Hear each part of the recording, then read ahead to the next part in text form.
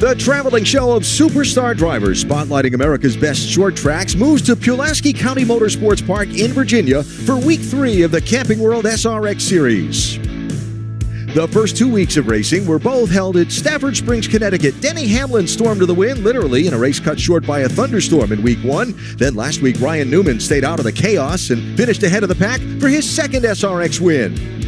Now, before a grandstand that's been filling up on a steamy Thursday, it's time for Week 3 of ESPN's Thursday Night Thunder. Good evening, everybody. I'm Bob Jenkins. Here we are again for what you wanted, short track midget racing. It's going to be a rock and roll Thursday night. And yes, Tony Stewart is here, coming up on Thunder. It's another win for Tony Stewart. This is great racing. Bobby Labonte for the win. SRX season is going to be intense and aggressive. There's contact and a spin. Marco Andretti is the SRX Series champion. Now they'll go 3 wide. I'm just done playing nice with everybody. You're getting ready to get one hell of a show. Do they make it? Four-time Indy 500 champion, now SRX winner. What a win for Ryan Newman. They're on their feet, they're cheering, they're hollering. What a great energy it is tonight. These race fans are ready, and 12 of the biggest superstar drivers in American motorsports are ready, as are their equally prepared cars. And we welcome you to the Camping World SRX Series tonight, live from Pulaski County Motorsports Park in Virginia. This joint is going to be a fun one for the drivers. The straights are short and fast, the turns, plenty of high banks, and it should make for some great racing tonight. Glad you've joined us. Now, 2 new drivers join the superstars tonight. Kyle Busch, the 2-time NASCAR Cup Series champion, makes his first ever SRX appearance. And rejoining us for the first time this season, the winner of this year's Indianapolis 500, Joseph Newgarden, who just a moment ago talked with our Matt Yoakum. Alan, after winning his 5th straight IndyCar win on an oval last week and tying A.J. Foyt and Alatar Sr., Joseph Newgarden back in SRX, second trip ever in a stock car. Do you approach tonight any different than you did a year ago at Nashville? No, I think maybe I'm going to take a little bit of the lessons that I learned there. I'm going to try and come out of the gate a little bit easier and see if that works better for me.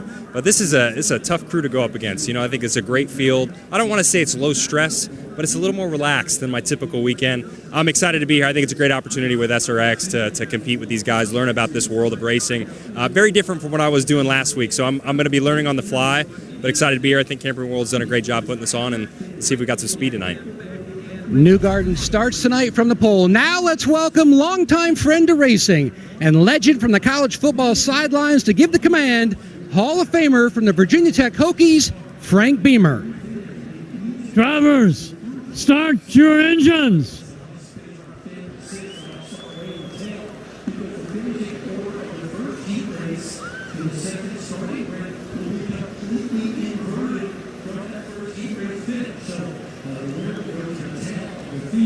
All right, we are ready to go on a Thursday night with some short track racing from Southwest Virginia. This field of 12 drivers getting ready to go.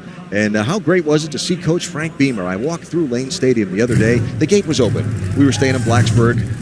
Walked in there, I could just hear Enter Sandman playing as the Hokies run onto the field. Hi, everybody. Thanks for joining us. Alan Bestwick joined by Connor Daly. Again, this season, Connor, top 10 finisher in the Indy 500. He's the one whose job requires the full-face helmet. I'm the one been walking around on pit road without a hat on for a couple of days. What are you expecting to see with these drivers on this track in this series tonight? Well, after seeing the first 2 races, I can only expect more and more chaos. They have had to fix a lot of race cars over the last couple weeks, and also a couple new drivers as well, which will be interesting to see how they do. I think the stock car guys have a bit of an advantage here at this specific track, but I am going to be pulling for my IndyCar guys. There you go. Now, you talk about this specific track. I think it's going to be a really interesting one for these drivers to race on tonight. Yeah, absolutely. A little bit more high banks than the previous track that we were at, Stafford. Turn 1 here, from watching practice, some of the stock car guys are really aggressive on the brakes, a little bit later on the brakes, using the brakes, though, to get the car to turn at the apex. And the walls at the exits, both 2 and 4, come at you really quick. So I'm thinking at the beginning of this event, you're going to see the stock car guys shine. This is kind of the car that they're used to. The turn 4 wall in particular, you saw many, many different guys approaching it differently in practice. Some of the IndyCar guys were a little bit nervous to go up there and use that track, but I'm excited to see how basically everyone learns as they go, because again, only 5 laps of practice for everyone so far. So this track, a 1/10 of a mile shorter, but with much greater banking than Stafford, where the first 2 races were held. So a dozen drivers lined up, ready to go. Let's meet the field competing tonight here in Virginia. Joseph Newgarden, 2023 Indianapolis 500 champion. Marco Andretti, your defending SRX Series champion. Bobby Labonte, 2000 Cup Series champion. Tony Stewart, 3-time Cup Series champion. Kyle Busch, 2-time Cup Series champion. Brad Keselowski, 2012 Cup Series champion. Paul Tracy, 2003 IndyCar Series champion. Haley Deegan, NASCAR Truck Series 2-time most popular driver. Ryan Newman, 2008 Daytona 500 champion. Ken Schrader, 3-time Daytona 500 pole winner. Clint Boyer, 10-time Cup Series winner. Amélio Castro Neves, 4-time Indy 500 champion. So there they are, the 12 superstars getting ready to go in our Camping World SRX Series race tonight. A reminder about the format of competition as it has been this year. 2 heat races to be run. They're 20 laps or 12 minutes, whichever comes first, and only the green flag laps count.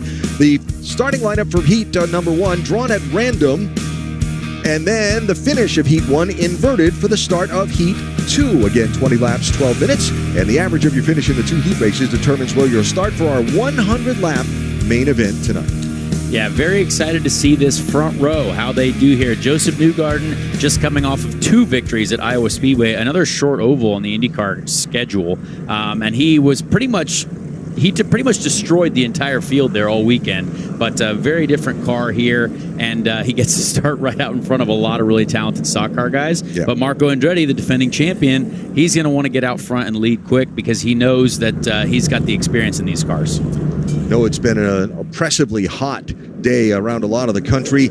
It was warm today here too, but being up in the southwestern part of the state at the foothill of the Appalachians, it's cooling off quick now that the sun's gone down. Let's go back down to pit road and Matt Yoakum. Alan, winner of the hottest SRX race on record was at Pensacola. Helio Castroneves back, and he kept raising his hand at the driver's meeting. And the new rule that he loved the most, the choose. He's like, so I can just run alongside and pass everybody if they're on the inside, getting ready for the restart. And they're like, yep. He goes, I love this. I cannot wait. No one more excited here in the infield to get this race rolling than Helio. Castroneves was like a one-man comedy show at the drivers' meeting about 4 o'clock this afternoon. Well, life doesn't change much. Helio Castroneves has asked the most questions in the IndyCar drivers' meetings for about the 10 years that I've been involved in the sport. So glad to see that he is still Helio, and I can't wait to see how he does tonight. 1 to go, the signal at the start-finish line. These fans here that have been coming in since they opened the gates at 1 o'clock this afternoon Eastern Time, all on their feet. Every one of them that we can see out the broadcast booth here, ready for this first green flag. These SRX events spotlight these fans' hometown short track to America. They're so proud of their local racetrack and a chance to show it off and to see these superstar drivers compete at their place. They're here, they're ready. Here comes the field toward the start line in turn number 4, and week 3 of the Superstar Racing Experience is green.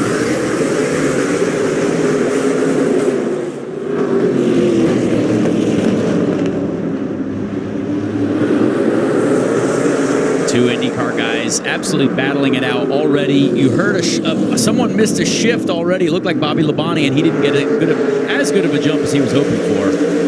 Marco Andretti takes the lead at lap 1. Newgarden second, Bobby Labonte third, side by side for fourth. Tony Stewart outside of Kyle Busch. That's Kyle Busch in the red car with the Florida Panthers NHL team logo, and Stewart with the Bass Pro Shops logo on his machine. If you don't get excited about Kyle Busch and Tony Stewart side by side on a short track, I don't know what's wrong with you, because that's an incredible combination right there, and I'm excited to see how these guys battle it out. Kyle slides in front of Smoke to take that 4th position. Got Brad Keselowski behind them in a lighter blue machine. Different color than Brad's used the first 2 weeks, if you follow that along. Brad's machine very heavily damaged in a crash at Stafford last week. This is a visor cam mounted on the helmet of Joseph Newgarden. Yeah, great view of what the drivers are physically going through here. He's got a lot to learn at a very, very high pace here. He's settled into a decent second place running order behind Marco, and he's got two really talented Cup guys behind him. So I'm sure right now he just wants to try to save his tires and hopefully have some for the Heat 2 event as well. Hey, think about it for Newgarden. He hasn't driven anything with fenders on it since this series when he ran one race last year. Here's Kyle Busch looking under Bobby Labonte. Bobby in the white machine. A little bit of contact, and I know Bobby's got some experience here. So Bobby Labonte, probably the most experienced driver of recent times here at this track. So he's going to try to use that to his advantage over Joseph and Kyle Busch there. Bobby going to try and take the high side around Newgarden since Joseph's doing a good job of occupying the bottom lane. Here's Kyle Busch going to look to the inside. Man, if Bobby makes this work, that would be great, because if you can pass people on the high line, that means it's going to be a great night of racing for us. Yes, sir. Joseph being very kind to him, giving him enough room to make that line work. The high line here, it's going to take some time to rubber up because everyone in practice is running low. That's the most ideal line. Yep. But now you've seen these guys with Cup experience going up there because they know how to make it work. So Labonte to second, Kyle Busch around Newgarden for third. Here's Brad Keselowski in that lighter blue machine. Try to see which lane's going to open up. So a couple thoughts to finish up quickly. You talked about Bobby having experience here way back a long time ago. He ran in what is now the NASCAR Xfinity Series here. He's also in recent times run a modified here, which he'll do again later on this fall at this racetrack. Absolutely. I was chatting to him earlier, and he was very dissatisfied with his first two events. And I almost had him as a dark horse winner for the first race that was rain shortened. I thought he was just saving his tires, but he actually was glad that it finished because he thought he was going to go a lap down. So I'm sure he's got some business to take care of here tonight. Kyle Busch in the red car, Bobby Labonte in the white car. Caution flag is out. It's the first yellow just past midway of our heat race number one. Paul Tracy, by the way, with a glove save and a beauty, got hit by Clint Boyer, chased it up the banking, and managed to hang on. Well, a spectacular start to what we hope is a great night of racing. And we're just getting going tonight here in Pulaski County. 5, 10, 15, 20. 5, 10, 15, 20. At Camping World, we make seeing America fun and affordable. Take home this new Coleman Lantern or Rubicon for as little as $5 a day. 5, 10, 15, 20. Or this new travel trailer for less than $10 a day. $15 gets you a new fifth wheel. And for only $20 a day, you could drive off in a brand new motorhome. 5, 10, 15, 20. We make RVing fun, simple, and affordable. See America for less at Camping World. 5, 10, 15, 20. If you want to be here, it all starts here. At Bass Pro Shops and Cabela's, we have the widest selection of the quality brands you love to get you outdoors. Whether you're a seasoned pro or just starting out, our friendly, knowledgeable outfitters will help you find the right products for your next trip. Shop with confidence with our low price guarantee. Plus, club members save even more on great gear with exclusive member pricing. Bass Pro Shops and Cabela's, voted America's best outdoor retailer. This weekend, don't miss one of the best action movies ever made. You're in? Mission Impossible: Dead Reckoning, rated PG-13. This country has never been so divided. Are you a licorice lover or hater? We at Licorice.com have 50-plus gourmet flavors that you'll flip out over. Get some for yourself or a licorice lover in your life. Licorice lovers unite at Licorice.com. Coming back really inspired me to want to be my very best for this team. It's really showing up every single day, knowing I can lead a generation coming in after me. This is the fight everybody wants to see. Have you ever seen anything like Chuck's engagement? Buckle your seatbelts, ladies and gentlemen.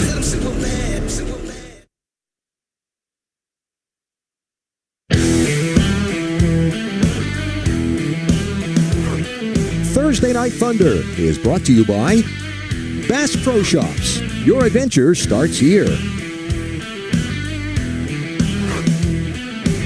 The Duck Pond, a fixture on the campus of Virginia Tech in Blacksburg, about 15 miles away from here. Located next to Solitude House, Tech's oldest building, and the site of the Draper Meadows settlement in the region that date back to the mid-1700s. Just part of this beautiful area in Southwest Virginia that we're coming to you tonight on Thursday Night Thunder as we wrap up this first caution midway through our opening heat race. Marco Andretti has led all the laps so far. Interesting with a new procedure in SRX racing this year, the choose rule, where they go through the running order and the driver gets to choose whether he or she starts in the inside or outside lane. When they got to Kyle Busch, he was running in third place, and he chose the outside lane behind Bobby Labonte instead of the inside lane behind Marco Andretti. Kyle might know something around the top side here that he's going to have to use with Bobby Labonte, his old-time friend here.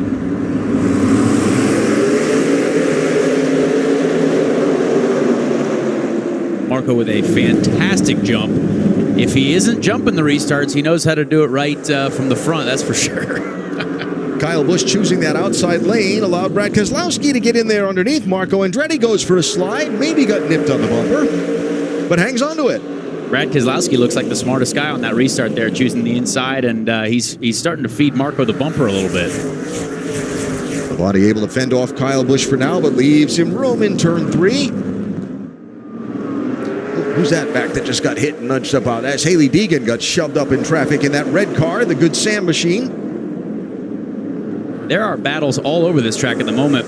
Haley Deegan and Paul Tracy have hit each other about every 100 feet so far. So that is, there's something going on there. There's been something going on there, dating back to last season. That's up true. Front, meanwhile, race for the lead. It's Marco Andretti leading. Brad Keselowski second. Now Kyle Busch gets by Bobby Labonte for third. So Busch into third, Labonte fourth, Tony Stewart holds a steady fifth. It's been a great race so far. A lot of positions are changing all across the field. And I've noticed that these Cup guys are starting to get a little bit lower in 1 and 2 and 3 and 4, almost using that white line. A couple of the guys that I talked to about this track said that there's actually a lot of grip on the actual apron, a little bit below that white line. So I'm curious to see if they find the grip a little bit lower than what we're seeing right now. That was a tool employed frequently at Stafford last week, but that track, the transition from the turns, the banking to that apron was much less severe than it is here. You can tell Brad Keselowski is really able to get his car turned well at the apex. He's getting into the corner, and it looks like getting a little bit better through the center of the corner, better than Marco. But it's really hard to make this pass here with the straights being so short. So coming to 2 laps to go, and a little nip on the bumper chases Marco Andretti up a lane. Brad Keselowski tries to look for the race lead down low. Marco gets off 4 really well, but Brad is using that bumper very aggressively. Very, very gently, though. Oh, now it's going to get interesting. Here they come to the white flag. This is only Heat 1, and we've got some blocking, and we've got some absolute carnage on the verge of happening right here. Up the racetrack goes Andretti. Now Keselowski has to defend. Here comes Kyle Busch to take advantage of the bottom. Clint Boyer's car has lost power. He's coasting down to the inside as the leaders come to the checkered flag. It's going to be Marco Andretti getting the heat win, with Keselowski losing out to Kyle Busch by just the slightest bit for second place. Great finish there. Kyle Busch taking advantage of Brad Keselowski, running side by side right to the finish. But Marco, his favorite person right now is Kyle Busch, from taking the pressure off him from Brad there. All right, so Marco Andretti, last year's Camping World SRX Series season champion, gets the heat race win to start off our night. Held off a whole gang of Cup Series champions, didn't he? Oh, it's happening already. Including some full contact racing. Heat race number 1 to Marco.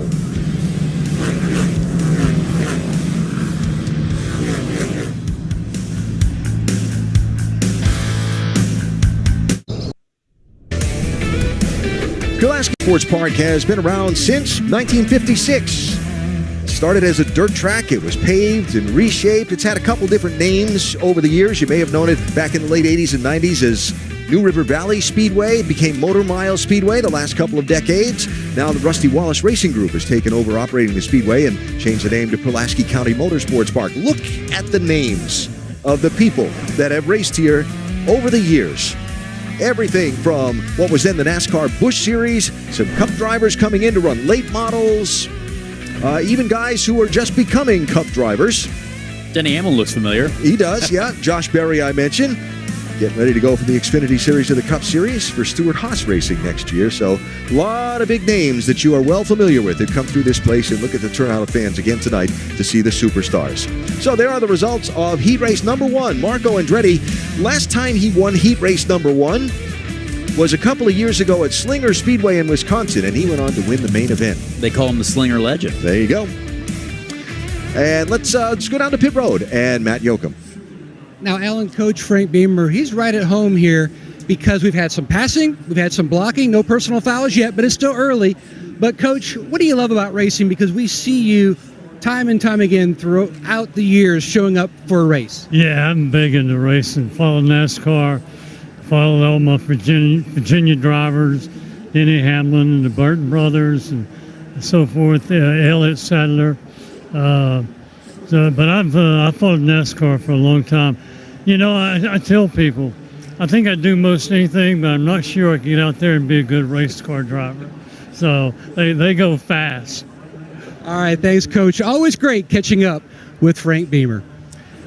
The College Football Hall of Famer. Glad to have him here with us tonight. So, Marco Andretti, the winner of heat race number 1. I see you with the radio microphone in your hand there. Let's try to dial him up. What do you think? Yes, sir. Marco Andretti, this is your friend Connor Daly up in the booth. Do you have a copy?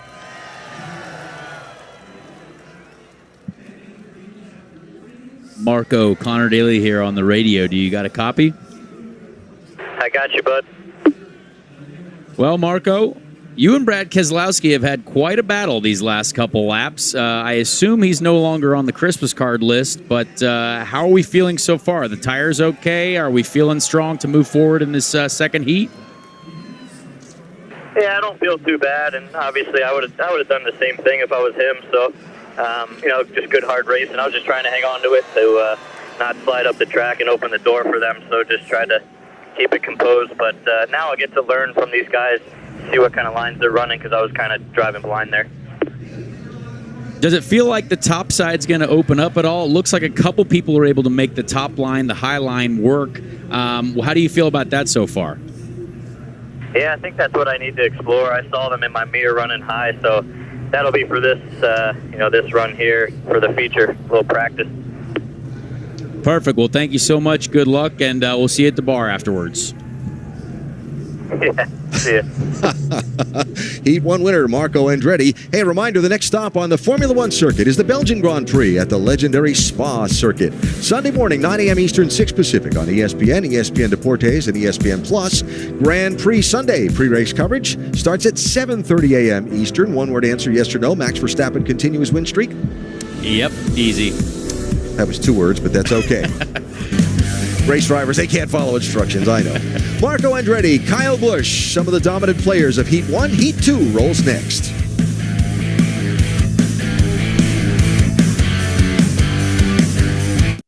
I don't think there's just one guy, honestly. I mean, we got so many guys that we've raced with in the past that are now getting a chance to race SRX for the first time. I'm excited for all of them. Kyle Busch is one of the most talented drivers, across the board, especially in these types of cars. And then Kez, full season will be awesome. I mean, a lot of talent across the board. Probably Kyle. I've known Kyle since he was a kid. First time I ever met him was at an ice cream shop, and he was just a teenager. So I've watched him come up with all his success, and right now he's at the top of his game. There are many, Harvick, it's one of them. Kyle Busch is another one. Dan Hamlin, Bobby Labonte again that we raced last year. And of course, Tony Stewart. Every time you have the opportunity to race with those guys, it's a big treat. These superstars love racing other superstars. 9 NASCAR Cup championships, 8 Daytona 500 wins, 6 Indianapolis 500 wins, 5 IndyCar championships among our field of drivers. And when we get to Eldora, we'll add 3 NHRA drag racing championships to the accomplishments of our group. I can't wait to see Ron Capps come and race in this series. That'll be great. Going to be a lot of fun. So getting ready for heat race number 2. The field inverted from the finish of heat number 1. So Clint Boyer, whose car quit on the last lap of that heat race, will get pole position for heat number 2. Yes, that smoke, they have a bunch of fireworks set up on the drag strip behind the backstretch. They're putting on the full show for these fans here tonight. Absolutely, and the guy who was quickest in practice, old Kenny Schrader, he's starting P3 as well. Green flag.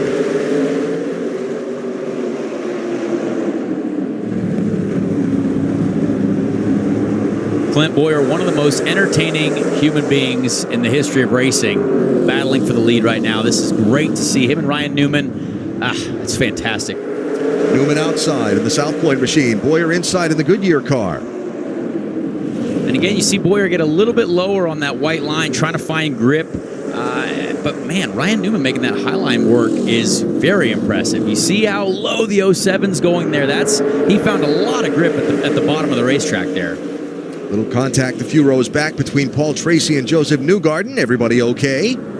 No surprise there. Paul Tracy is now an elite athlete. He's lost about 100 pounds, it looks like, and still about as aggressive as ever. Look at Bowyer right down on the apron, trying to hang on over Newman. Now, we saw that Bowyer car coast almost to a stop in the last lap of the first heat. Matt, what happened? AB, a blown fuse on that 07. No harm, no foul. He's back up to speed, but he also made a comment to his crew chief down here on pit road that he found some grip below that white line like Connor was talking about. And you see him utilizing that right now. And utilizing it to hang on over a very determined Ryan Newman, last week's winner. Newman finishes first and second in our 2 SRX main events this year. Absolutely. Ryan Newman's been strong, and I can promise you if there's one thing about a bunch of champion drivers, if Clint Bowyer's found that grip, a lot of those other guys and girls will find that as well. Oop, contact ahead as Haley Deegan nudges Ken Schrader, but allows Schrader to straighten up. Here's Kyle Busch trying to pick his way forward. Remember, Kyle finished second in the first heat race. The average of your finishing position in the 2 heats determines where you start in the main. Absolutely, yeah. Joseph Newgarden having a bit of a struggle back there fighting with those guys.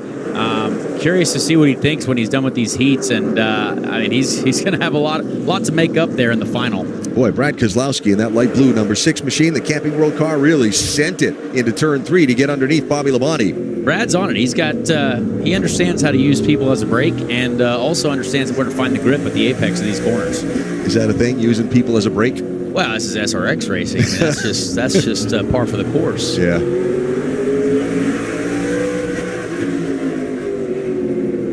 This is for 8th and 9th place. Tony Stewart just ahead of Keselowski there, then Paul Tracy ahead of Stewart. Making the high line work here is quite a challenge, but Bobby Labonte is doing it fantastically right now. The thing about running a high line at a short track like this, if you miss it by just a few inches, they can really, really take advantage of you on the bottom side of the racetrack. As we get to midway through our second heat race, the caution is out. Yes, this is a fun flag. Something we like to do here in the SRX series, because who doesn't like to see a doubled-up restart with all these superstar drivers? Heat race number 2, halfway done. Maximize your freedom and value in a pre-owned RV from Camping World. With over 18,000 used RVs to choose from and starting at less than $5 a day. We have a floor plan to fit your family's needs and a payment to fit your budget. Like an RV that sleeps 5, just $350 a day. Or an RV that sleeps 7, just $730 a day. It's no wonder Camping World is America's used RV supercenter. Start your journey here and see America for less. Camping World. Over 1 million RVs sold.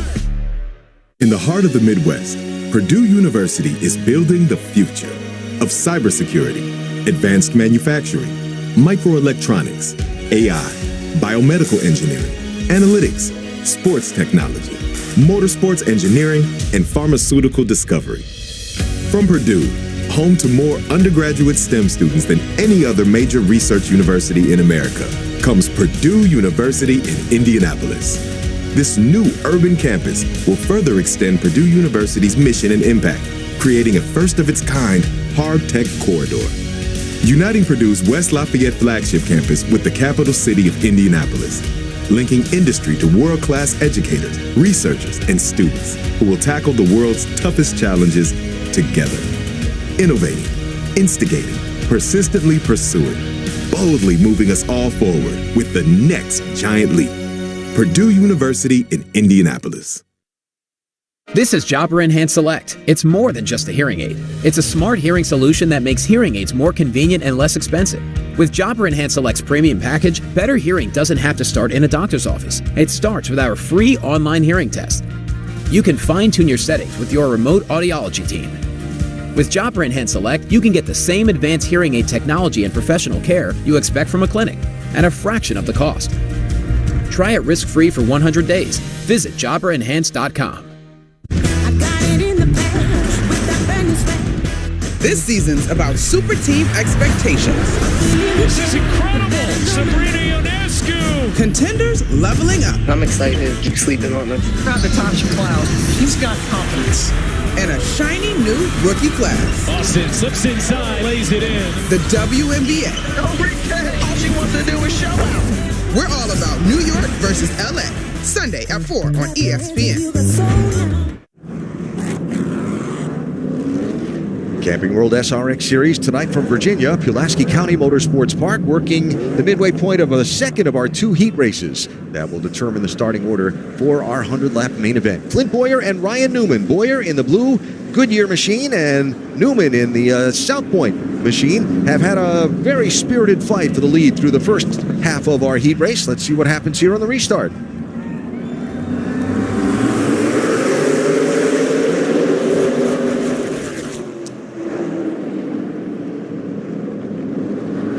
One row I was going to say you had to look out for with Paul Tracy and Elio Castroneves, but Elio got a great jump and is already challenging the first 2 rows. Love the drone shots. Ryan Newman drives it hard into turn 1, but Clint Bowyer using that apron still, able to stay with him for the race lead. Yeah, it's going to be really interesting to see how he continues to make that work. I mean, he's feeling like a hero right now battling Ryan Newman, and it looks great on TV as well.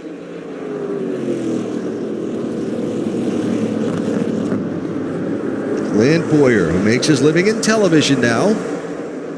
Analyst for Fox Sports and their NASCAR coverage, but still loves to put the helmet on and come out racing here. His first time with SRX this year. Now look at the heart rate comparison from our onboard telemetry between Ryan Newman and Clint Bowyer. Very interesting. Clint Bowyer did tell me before practice that he might not practice because he wanted to save his athleticism for later. He didn't want to start sweating very early on in the day. So clearly he is being an athlete right now with a much higher heart rate than Ryan Newman, and Ryan Newman seems to be just casually having a nice Thursday evening. Save his athleticism. Keywords. Absolutely. But you can see what's really interesting about these first 2 is that they've pulled away from the rest of the field. Normally when you're running side by side on a short oval, it's much easier for the guys behind to be on the optimum line and catch up, but these front 2 have a lot of pace. Newman washed a little wide there, but still uses that high lane to roll back up alongside Bowyer. And you can tell Ryan Newman is actually using more and more of the track on both ends, so that means he's trying to get the grip to that line to expand just a little bit. And if he can make that work, this is going to make for a great final because a lot of the other guys are going to see that can work. Well, now he's going to have to drop back behind Bowyer. Now, as the laps run out on this second heat race, will the bumper come into play? I mean, is the sky blue? Yeah, absolutely.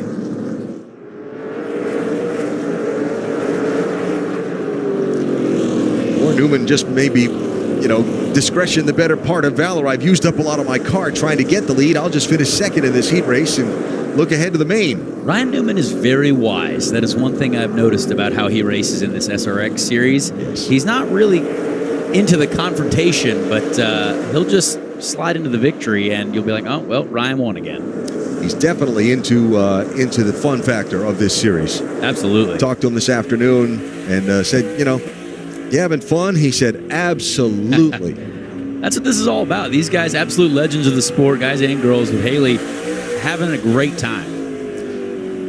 So coming down to the finish of our heat race number 2, that's Keselowski and Tracy racing for 7th and 8th. But up front, checkered flag is in the air, and it will be Clint Bowyer who wins, and PT is going to edge Keselowski for that spot coming to the checkers off of turn 4. Fantastic race overall, honestly. That's going to be a great show for us later in the final.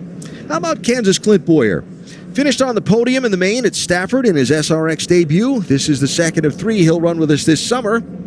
He'll join us on one of the dirt tracks at the end of the series. But Bowyer, the winner in heat race number 2, after fending off a very dogged outside effort from Ryan Newman. And we're halfway through our night here in Virginia.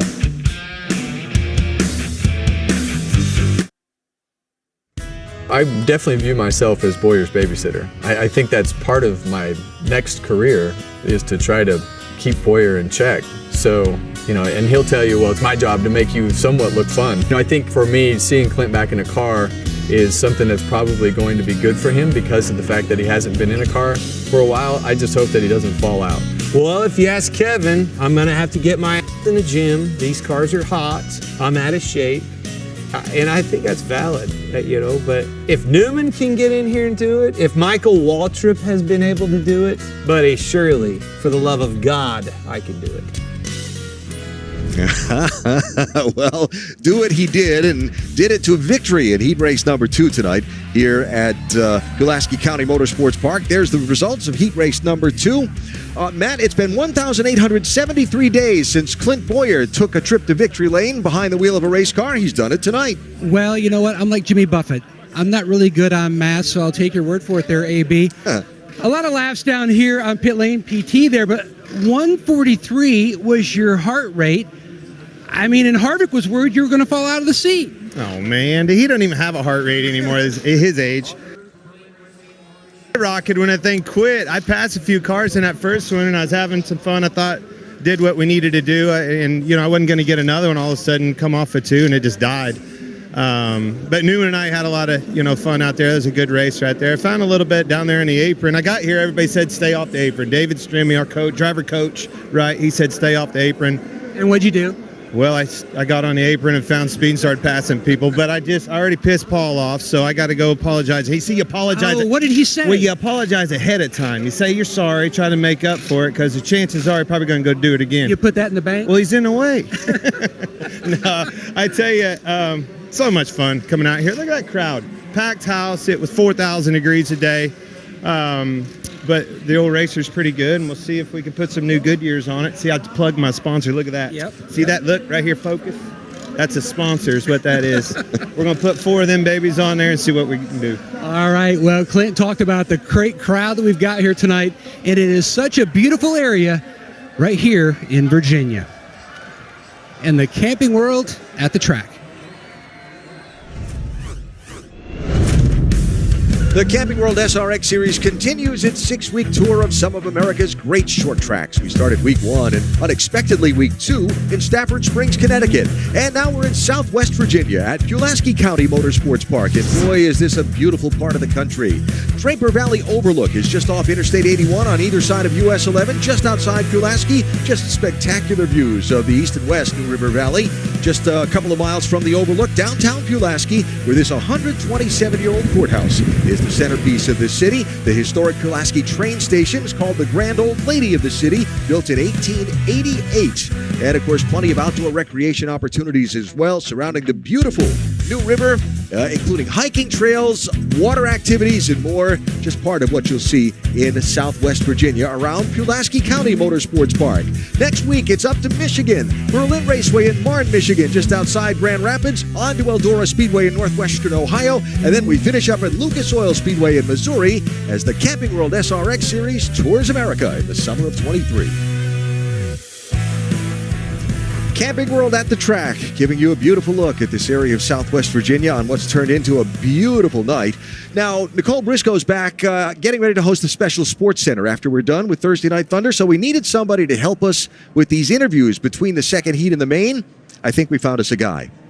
Well, the sad part is Nicole's hair is way better than mine, first of all. Mine's getting long, but it still doesn't look as good as hers. But this guy doesn't even have near as much hair as I have. But I'm curious. I mean, second in the heat race to Clint Boyer, really? Couldn't move him out of the way. I mean, everybody else seems to move everybody out of the way. That's the thing, is I watched him move a couple out of the way in the first part of there. So I dropped back and kind of played it safe, and then we got the invert and ran him hard. I mean, we had a great clean race, too wide. The inside prevailed. So we're going to try to get this South Point car to the point in this 100-lapper.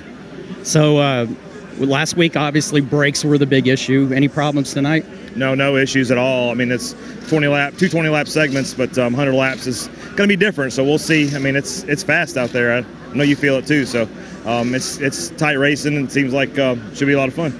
All right, man. Well, good luck in this 100-lapper. You too, buddy. Try not to abuse me too bad there. I don't know yet. Somewhere in the middle, like me. Somewhere in the middle, probably not where I want to be by any means. Go ahead, Matt. All right, now Smoke's got his media card back. You know what they always say. The guy with a microphone, he always gets the last word, which is bad news for Tony Stewart. Now, Paul Tracy, did you go and have a conversation with Mr. Boyer? Did he need to apologize for something? Just laughing at him. He hit me a ton in the back, and I did a big old crossed-up slide up the track and lost a couple positions. But I had a good first heat. We made him back, and then a solid second heat. I think it's going to get us in the top 4 or 5 for the start position for the main. So the Camus car running good tonight. It's looking pretty clean too. Yeah, no, that was a nice, good racing. Guys are running hard. Leaning on each other a little bit, but nothing too over aggressive, which is good. Real quick, you like this track? You've been to every SRX event so far. How do you rate Motor Mile here? Oh, I like it. I like the banking. My car wasn't really the way I wanted it to be, but having watched Tony and watched Boyer, they're starting to use the apron on the bottom, and I haven't even touched it yet. So I'm going to start working on that for the main. All about patience, also saving those tires. All right, so we are getting ready for our 100-lap main event tonight here at Pulaski County Speedway. We're about 15, 16 miles from the campus of Virginia Tech down the road in Blacksburg. And one of the sites you must see when you come to this area, the April 16th memorial on campus in memory of the 32 students killed in 2007. The 32 Hokie stones placed above the drill field carry the names of each person lost that day. It's a moving sight.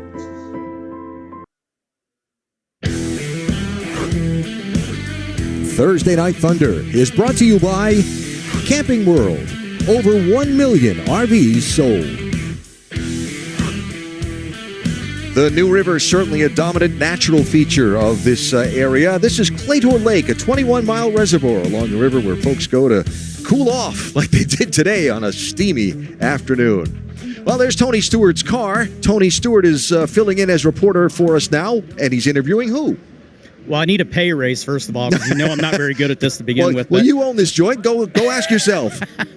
I'll deal with that on Monday. But found a guy that I've been very excited to have in the SRX series this year, Kyle Busch. And when we were talking during the break there, I asked if you were having fun. You said you had a lot more fun when you were running up front. I had a lot more fun the first heat, yeah, for sure. I was able to get up front a little bit, got a couple spots there, and then the second one I didn't go anywhere. So wore out the rear tires a little bit, so got to figure out some more saving techniques here for the feature and try to hold on and work my way forward. So I didn't back into the pole like you did, so I've got a little bit more work cut out for me here for the feature. Well, I'm not convinced I'm on the pole for this, which with a sixth and a fifth, but did you have any hairy moments with anybody out here? I kind of warned you before the races. I said you got to watch some of these guys. Did you have any moments you had to worry about? Yeah, the Marco was damn blocking for that heat race win pretty heavily on Keselowski and ran him all the way to the flat on the apron, and I was able to squeak underneath Keselowski and pick up second in that first one. So definitely some aggressive moves out there, but we tried to keep our Camping World Florida Panthers manufacturer car in the clean shape so we can go out here and have something to race them these next 100. There you go. And I'm going to try to keep my Bass Pro Shop car clean as well. And I hope, looking at the pylon, I hope we're starting on the pole this. Good luck with that. I hope we meet in the middle somewhere. That'd be all right, as long as it's at the end. Just think, that was only 40 laps. Now we got 100 to do with the same cast of characters. So we're going to have fun. Alan? Can confirm, Mr. Smoke, you are starting on pole position for our main event tonight. Elio Castroneves is with us for the first time this season tonight. He is sharing a ride in the SRX series with fellow Brazilian Tony Kanaan. Team Brazil, I guess we'll call it. These two guys sharing a ride in SRX is very fitting since these two guys have been side by side for almost their whole lives. I'm Tony Kanaan. A Kanaan car. I just like the way that car looks. Hello, I'm Elio Castroneves. For the race lead is Elio Castroneves. And this is my car. This machine that TK will share with fellow Brazilian Elio Castroneves. Hawk separated us. I think we're too much trouble together. And now we're racing again here at SRX, which is a lot of fun. We met, I was 8 years old. It's 40 years of racing and friendship. We spend our lives together. We went on vacation, Christmas, you name it, New Year's. We spend many of those, our families spend together. So it's my brother. I mean, I love him. I truly love him. I'm happy that he became who he became, and I think it's pretty rare if you're not blood to feel that way, especially in a competitive environment. Yeah, TK is actually it's like a brother for me. You know, we grew up together, and literally when we were 12, 13 years old, when I used to come from the countryside, that's where I'm from, going to the city, he was the city kid, and learning, and in our career basically, you know, even that we went sometimes different ways, we always parallel and keep bumping into each other. As a kid, we both thought and promised each other, if one of us never made it, we're gonna hire the other guy just to hang around, and look where we are today. We both made it. I'm pretty proud. I think it's a pretty cool story. It's kind of like when we will go back to our childhood, you know, we raced together and against each other for 40 years now. So it's good to share a car with somebody that, you know how we go, and we're gonna make fun of each other if he destroys the car or I destroy the car, or, you know, if we win, it's gonna be a celebration. We'll be good. At least we're similar size, you know, and I think we have the similar style too in driving, so in the position, it would be perfect for the mechanics of SRX. They don't need to change much. It's no different than your brother. I mean, I know when he's having a good day, I know when he's having a bad day, I know all his moves, he knows all my moves. Somebody asked me the other day, all right, turn 4, last lap of the 500, you guys going side by side, who's gonna win? I said, the third guy. That's fun. And as you look at some of the numbers from these two gentlemen's amazing racing careers in IndyCar racing, the only thought I come away from that is the only thing left unsaid to be said by me is what wonderful human beings the two of them are. Two of my favorite people in the IndyCar paddock. Absolutely. Sure. So much fun to have them back in SRX this year. Let's hear from Elio now with Matt. And I second all of those comments. And the one constant through the years and all of those pictures, and even Elio commented on it, you guys are always smiling. So for your co-driver, you know he's watching at home. How's his half of the car doing? What's up, buddy? Hey, so far so good, right? But yeah, it's great to see that stuff. Obviously for us, we're smiling because we're still around here. That's why we're smiling. But I tell you what, I need someone more experienced to explain me. I don't know what to do with the car because I have something happening understeer. But anyway, in the end of the day, we're having a lot of good time. And so far, TK, the brakes are working. But I was thinking about it. All right. Well, again, another big smile. And Smoke, I'll tell you what, he won at Pensacola last year. You can't count out Elio out, even though he says he's struggling a little bit right now. Yeah, I'll be honest. I couldn't understand a word he said just there. It was crazy. So I'm glad you guys heard it. 5-minute horn. I should be buckling in the car, but I've got my friend Marco Andretti. We were talking to Kyle Busch. He said he had a pretty good seat for the battle with you and Brad Keselowski. How's your night going? It was good. Yeah, I didn't want him to hit me enough to push me up the track to leave the door open. So I just tried to really be disciplined about backing him up and staying down. So now I got to try the same thing against you. All right, brother. Well, we're on the front row together for this thing, so don't rough me up on the start here. Give me a fighting chance. Take your time getting in. Take your time. Yeah, I'm on my way right now. Good luck, buddy. All right, guys, back up to you. Smoke, thanks for the help. Tony Stewart on pole for our main event. Marco Andretti on the outside of the front row. And after we're done here, it's Sports Center. Haley Deegan is going to join the show to talk about her racing career, and you'll get all the details on Shohei Ohtani's historic day as the Angels and Tigers played too. Plus, we'll head out to training camp, the latest on Joe Burrow's injury, Saquon Barkley, Dak Prescott, and more. Sports Center with Nicole Briscoe and Elle Duncan coming up next here on ESPN. The main event on Thursday Night Thunder is next.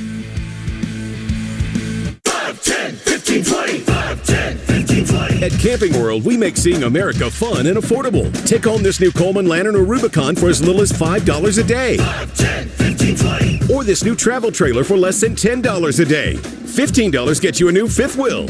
And for only $20 a day, you could drive off in a brand new motorhome. 5, 10, 15, 20. We make RVing fun, simple, and affordable. See America for less at Camping World. 5, 10, 15, 20. When I started my new kombucha business, I thought there would be a lot more kombucha and a lot less business. As a new small business owner, I've learned that trying to be the cool boss is a lot harder when you're actually the stressed boss. I know everything about my new furniture business. Well, everything except the whole business part. Not anymore. With QuickBooks, you can confidently manage your business. New business, no problem. Yeah, success starts with Intuit QuickBooks. ever sold a home will tell you it's really hard, and it's one of the biggest financial decisions you'll ever make. That's why who you work with matters. Together with HomeLight, we take care of every detail, from staging to showing to negotiating to closing. We've helped thousands of people sell faster and for a better price.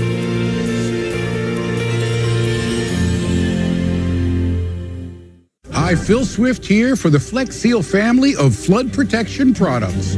To show you their sealing power, we built this entire house and sealed every gap, crack, and hole. Once dry and sealed, let's open the floodgates. It's impossible to stop all floods on every structure, but our flood protection products can help slow down or even stop water from entering. And when the waters recede, they're completely removable. Get the removable Flex Seal family of flood protection products.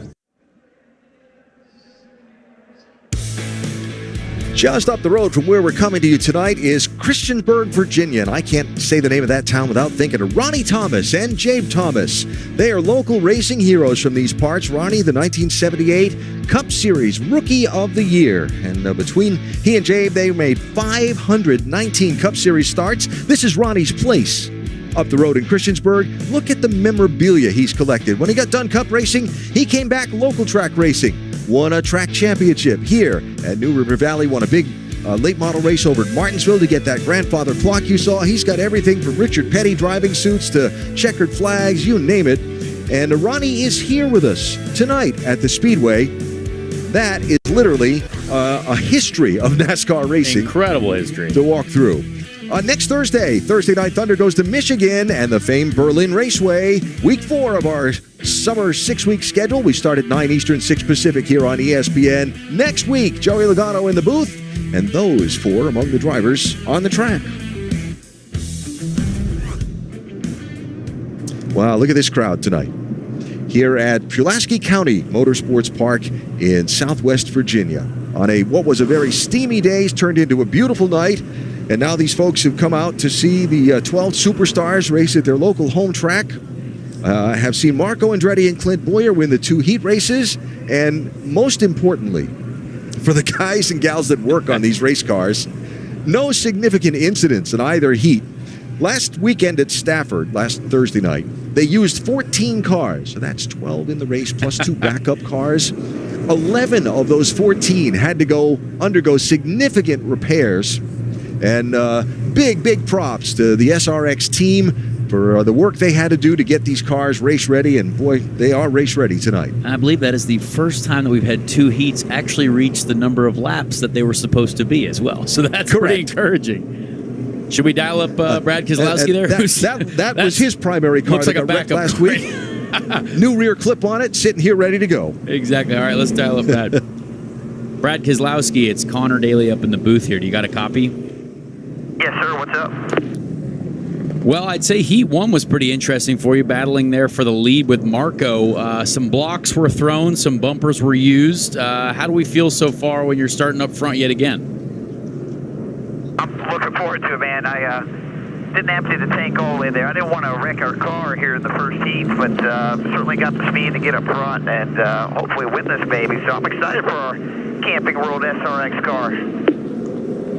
It looks good. I've noticed Clint Bowyer using a little bit of the apron. Do you feel like the track's going to open up a little bit? Maybe use a bit of the bottom. The top lane seems to be working. Is it going to be a good race overall, you think, tonight? Yeah, I'm really surprised, Connor. You can run the bottom, you can run the top, you can run the apron. Track's really widening out, and that makes for a good fun race. And it's going to be a good heat race, or a good feature now. Well, good luck, and make sure all 4 of those tires stay on the car all the way to the end. Always a good idea. Thank you, friend. Brad Keselowski, NASCAR Cup Series champion, lined up in 3rd position for our main event. You see the lineup coming across the top of the screen. So again, the average of the heat race finishes in the 2 tonight has put Tony Stewart and Marco Andretti on the front row, with Keselowski and Helio Castroneves in row 2, Bobby Labonte, Kyle Busch in row 3, Paul Tracy, Ryan Newman in row 4. You see the rest of our 12-car field as they get the 2 to go signal. So format for our main event tonight, it's a 100-lap feature. Caution laps do count until we get to 10 laps to go. Then they stop counting. So the last 10 laps will all be green flag laps, and every attempt will be made to have a full green flag finish at the end of this one. Absolutely. I can't wait to see how this plays out. Is there anyone that's going to be able to save their tires at the beginning and come from the back? Joseph Newgarden, I can promise you he's frustrated starting back there, and he's literally just won 2 IndyCar races in a row over the last weekend, so hopefully we can see him come forward. And the guys at the front, too. That's a good combination of drivers up in front. How about that? Fireworks for these incredible fans.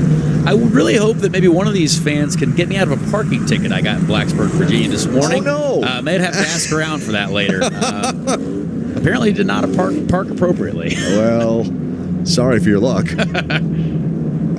The boss man, I don't know if you could submit that on your expense report or not. So here they come to the green flag. Randy LaJoie in the Ford Pace Truck. Lights out, pulls away from the field, and it is Tony Stewart and Marco Andretti, who had their little altercation a week ago at Stafford, side by side on the front row, fans on their feet. Here they come to the green flag for the main event.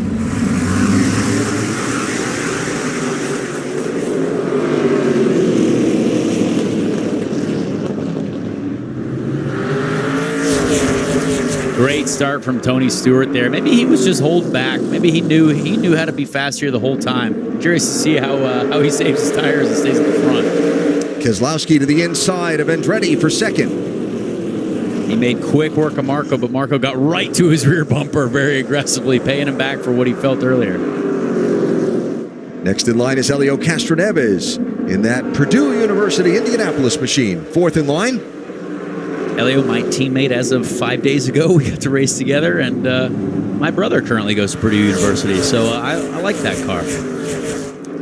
Looking good so far. Farther back, it's Paul Tracy in the lime green machine and Ryan Newman to his outside. Very fair racing so far. That will certainly degrade as we go here, but good to see people kind of feeling things out and hopefully saving their tires for a battle at the end. Tell you, Newman worked that outside lane in that heat race so much and for so long, and then ended up fading back off Clint Boyer a little bit. You wonder how long he'll stay out there, and now gives it up and goes to the bottom.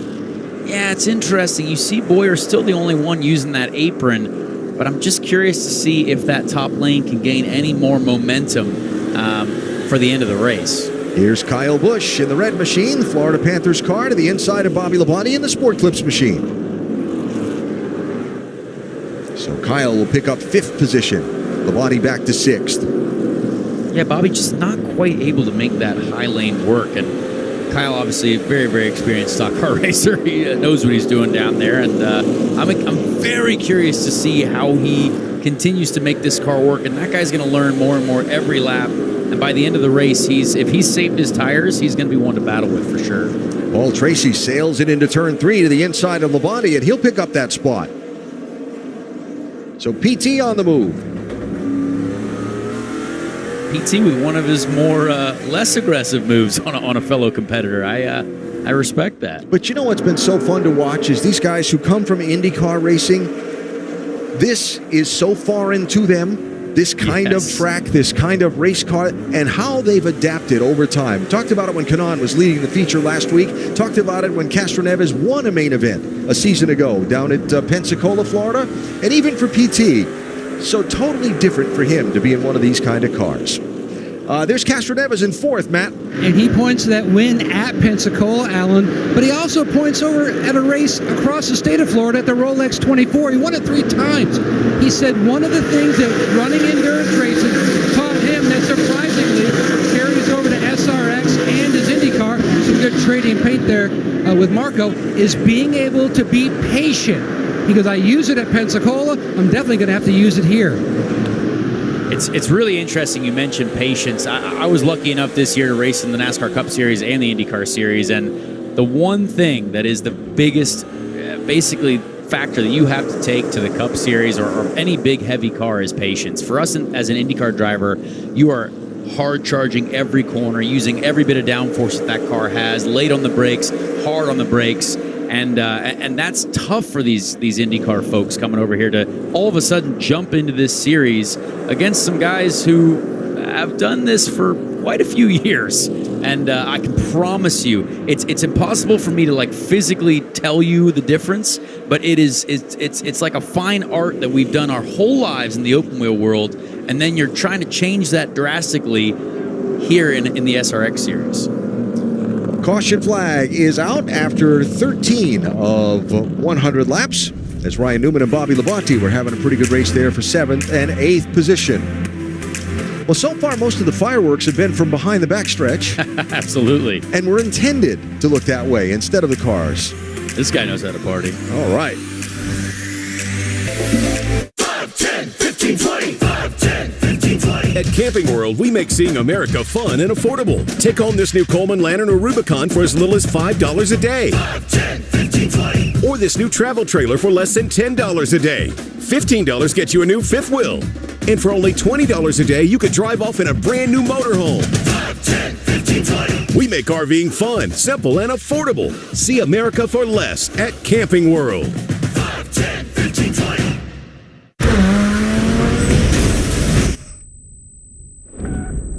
This weekend, don't miss one of the best action movies ever made. You're in? Mission Impossible: Dead Reckoning, rated PG-13. Can you believe this? Doug Flutie and Frank Thomas. You guys look great. Once I turn 40... Let me guess, less energy? Less drive? Definitely. It's not your fault. It happens to every man. Testosterone levels drop as you age. It happened to you guys?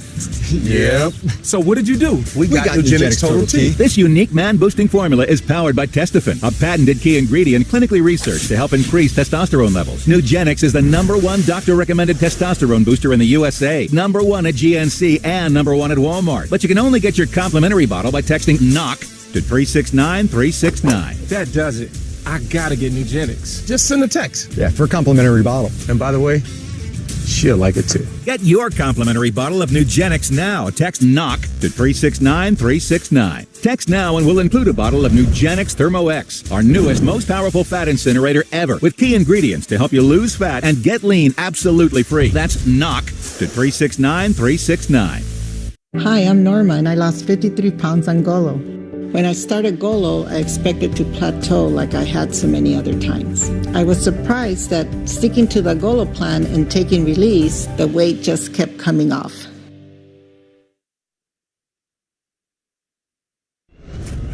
I know I'm in a lot better shape than I was last year. Last year was every race was incredibly hot. You know, I know that my fitness is better. I know that my cardio is better, and I just want to run stronger in the races at the end of the race.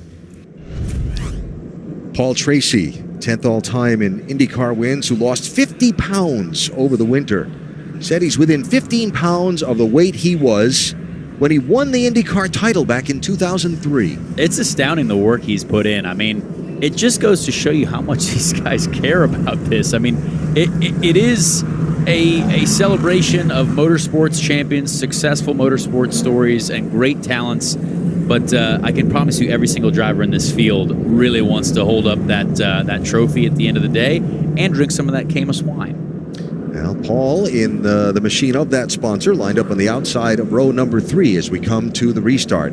It is Tony Stewart leading, Brad Keselowski outside of him. Then Marco Andretti and Helio Castroneves in row 2. Kyle Busch is inside of Paul Tracy in row 3.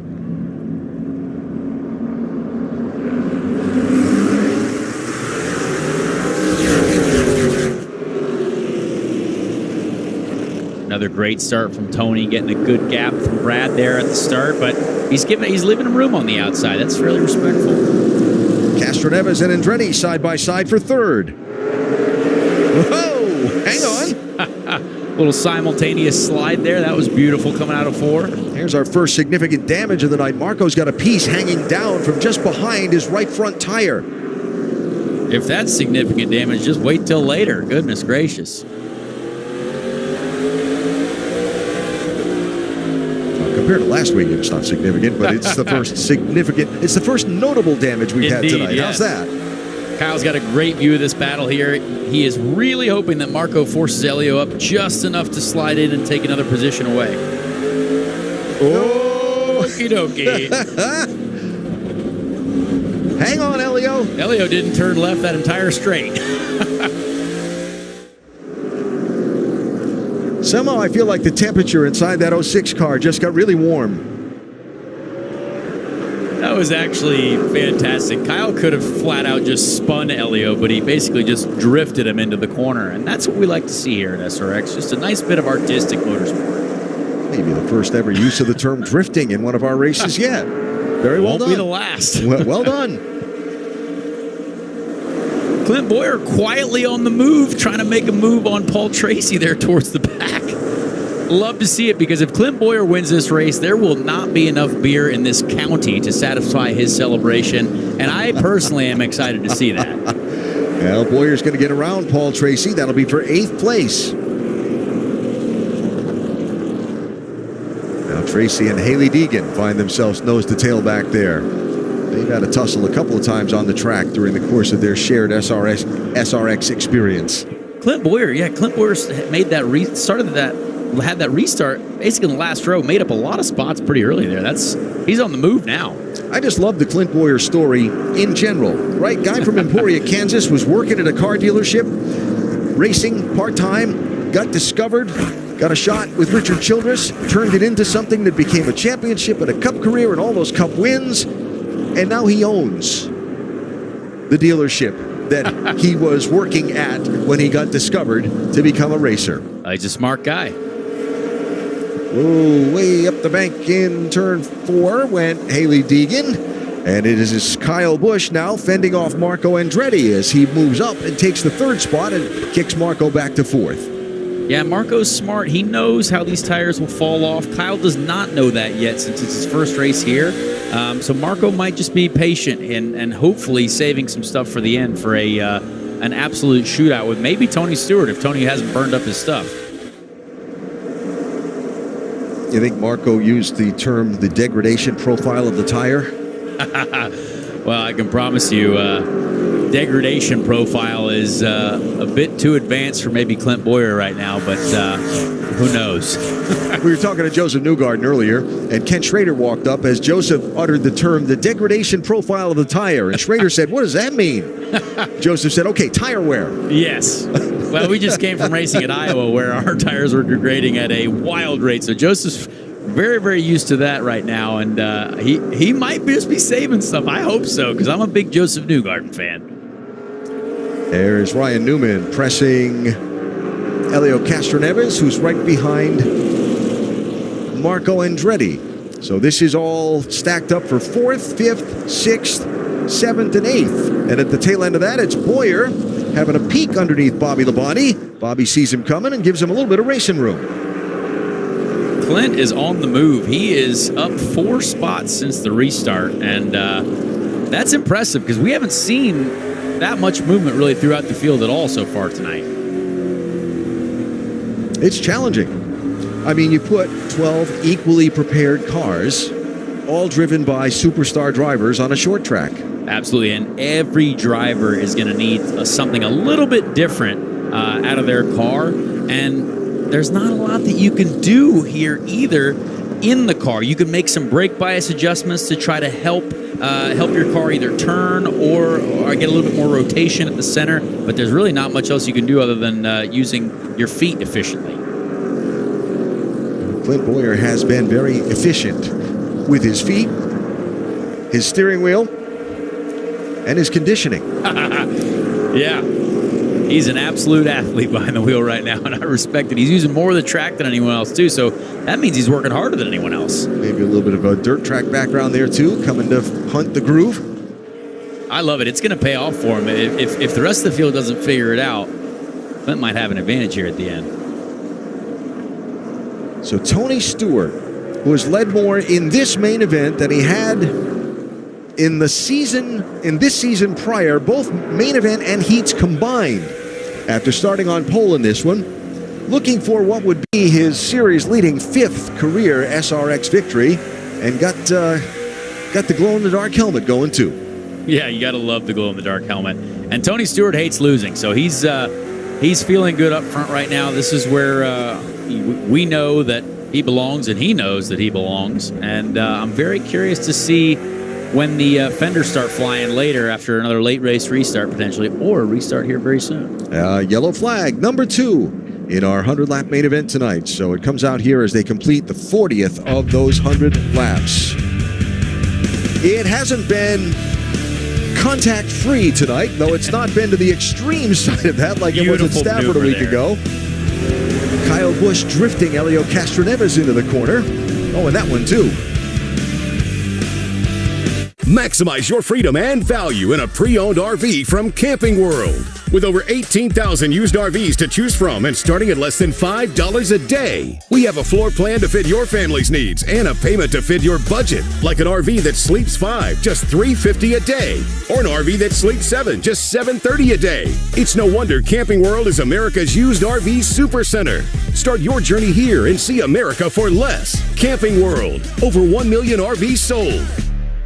You push it. You try to slide it. You even try to hold them shut. But your doors just won't stay closed no matter what. Introducing Ruby Monkey Magnets. Brand new ultra-thin magnetic plates that will keep your doors and drawers shut. And now may be your last chance to get them at a low price. Just peel to reveal the super strong adhesive. Place the monkey, then the magnet, and close.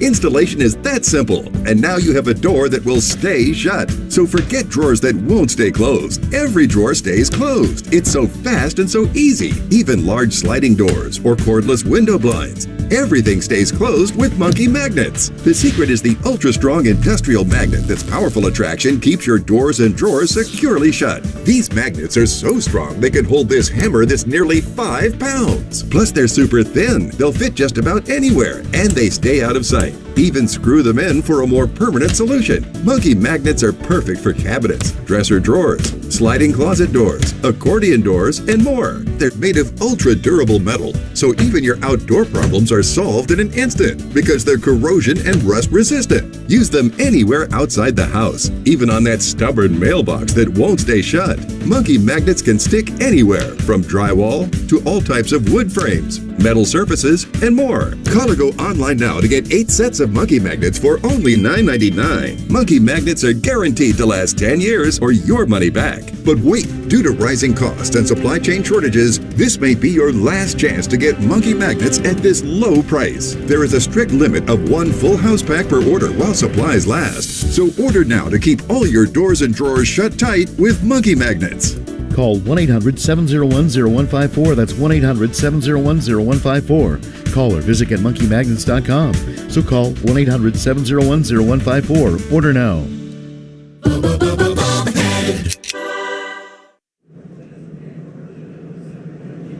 ESPN's Thursday Night Thunder with the Camping World SRX Series at Pulaski County Motorsports Park tonight. We're in the main event of the 3rd of our 6-race summer series.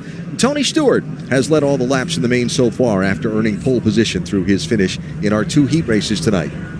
Been relatively incident-free so far tonight, though a little damage to the Marco Andretti car, and they just had to pick up a piece of debris that came off of, I believe, that machine. But we're getting ready to go back racing here in one more lap. Absolutely. Been fairly calm so far. A little bit of contact here and there. We obviously had the Kyle Busch and Helio Castroneves coming together and a couple other, just light contact. But not bad so far. And I'm sure the SRX mechanics are also very happy. Well, we got just a second. Big congratulations to Terry Lingner, the founder of the original Thursday Night Thunder all those years ago on ESPN. Just been selected for induction into the USAC Hall of Fame. Congratulations, Terry. Yes, he is. Here we come to the restart.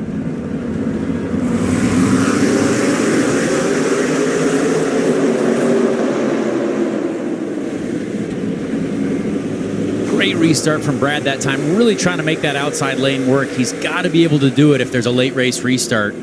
Contact! 3 wide. Didn't work out. It's Andretti. That's Marco that got shoved up the racetrack. Yeah, it looked like Ryan Newman was the meat in the sandwich there of the 3 wide situation, and Marco got the rough end of it. So Andretti is falling back to 9th place, and up front, outside, Keselowski pokes the nose ahead. He leads that lap at the finish line. Great use of the high line there. I mean, that's how you want to do it if you're coming to race to the checkered flag here at the end. Stewart back to the inside, not giving up yet.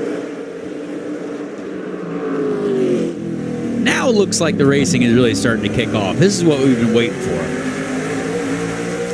Keselowski able to clear Stewart, but remember, these drivers don't have spotters up on the roof in these cars. They're on a common channel from race control for safety purposes, but they've got to decide when they're clear themselves. All right, who caused what here? Well, that was a bit of an ambitious move there from Elio. He basically tried to use 2 other humans as his brake. So sometimes that happens here in close quarters motor racing. Well, if 8 tires are better than 4, as that old saying goes, I guess 12 tires are better than 4 too. Well, that's just science, Alan. That's just science. I'm glad I carried the 1. Here's Clint Boyer looking for a spot under Castro Neves. This is for 5th place. My heart just started beating faster thinking about maybe Clint Boyer potentially being on the podium here. This is a great drive from the absolute legend Clint Boyer so far. Without question. Then he gets to go to Michigan next week with Harvick also in the field. Ooh, contact up front. Kyle Busch laid a fender on Tony Stewart, or a bumper. Slid smoke up out of the groove. This is for 2nd place. Yeah, they're really figuring out where to make the moves here. And Kyle Busch in 2nd place. It was only a matter of time. Everyone, I think, knew that Kyle was going to be fast here eventually. So is this the bump and run? Did I see correctly? Let's see. That is a textbook bump and run. Just use the door up a little bit. Use Tony Stewart up a little bit. Tony's going to be very unhappy. He's going to have a frowny face right now. And I know that Tony's going to want to pay that back come the end of the race. Well, he'll probably have a chance to have at least another restart lined up anyway. Gosh, I hope so. Yeah. So now Kyle Busch in that red machine with the Florida Panthers logo on the hood, chasing the Camping World car of Brad Keselowski, Cup Series champion from 2012, who gets to go home to Berlin in Michigan, his home state, next week. Here's Kyle Busch. He gets Keselowski and turns him around. He tried the exact same move on Tony, and Brad Keselowski was not having it. That is a darn shame. Brad is going to be very upset about that. I would think so. And Tony is currently upset with Kyle as he's pulling up right next to him to probably wave some hands at him. Or display some fingers of sorts. Well, try to do the exact same thing he did to Stewart down in turn 1. And again, without spotters, this is very difficult because a spotter in the NASCAR Cup Series would have told Brad that he had a car looking inside. And if anything, to be honest, Kyle was there. Like, Kyle wasn't going to disappear. But, yeah, with no spotters here, that's really, really difficult to make work unless Brad is aware of what's going on there. And also, Brad's trying to be defensive, too. Thankfully for Brad, though, no contact. So the tires are going to be slightly flat-spotted, potentially, which is going to suck. Not good. But no contact with the wall. That's one of the things that folks that come to this track and run this track regularly told me would help in an event like a contact and a spin there. A flatter racetrack, that would have been the back end of the fence. But with the banking here to help, Brad kind of caught it. You're pondering something. Well, I want to have a chat with some of these guys in the middle of the race. I would like to talk to Clint Boyer. Do you think we can talk to Clint Boyer right now? We'll get him after we. Yeah, let's wait while they're racing. He's more busy. And here's why I think that's a wise decision on your part. They're getting the 1-to-go signal here, and you've got Tony Stewart outside of Kyle Busch for this restart. I mean, this is a race fan's dream right here. We've got Kyle Busch, Tony Stewart, Ryan Newman. I mean, Helio Castroneves, Paul Tracy, Clint Boyer. Yeah, woo. I mean, there's Newman up to 3rd inside of row 2. So this is going to go one of 2 ways: fantastic or absolutely awful. Yeah, don't count Newman out from being a factor in how this little mix gets decided too. Restart line and green flag.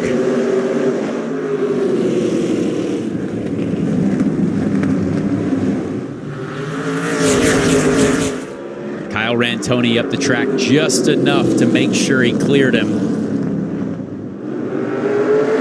And now he's going to want to put a gap on these guys. Stewart clears Newman for second. Watching Boyer to the inside of Castroneves. He'll take fourth. Elio had a big moment out of 2. Almost lost it while he was alongside Clint there. Meantime, poor Brad Keselowski's all the way back in 12th spot, tail end of the field. Yeah, that is going to be a long rest of the race if he's going to get back up to the lead. Cars bouncing off the wall there. It looked like Joseph Newgarden bouncing off the wall. Him and Paul Tracy made some contact together. Yep. Bobby Labonte right there in the middle of that. Ken Schrader, Marco Andretti sliding around to the inside of Schrader. Yeah, a couple guys who got shuffled back there. Marco and Brad Keselowski. That is super frustrating, as this race does seem to be a pretty serious track position race. Unless you're Clint Boyer, and he's moved up all the way from the back. Let's try to dial up Clint Boyer and see if we can't distract him or just give him some inspiration. Clint Boyer, it's Connor Daly up in the booth. You got a copy? I'm fancy. Well, you look great out there. You're the king of the apron. Please tell us on the front straight how you plan on passing Ryan Newman. Watch it right here. Watch it. Watch his ass off at 4. Maybe off at 2. That bumper's tough. I think you could do it right here. Let's go. Come on.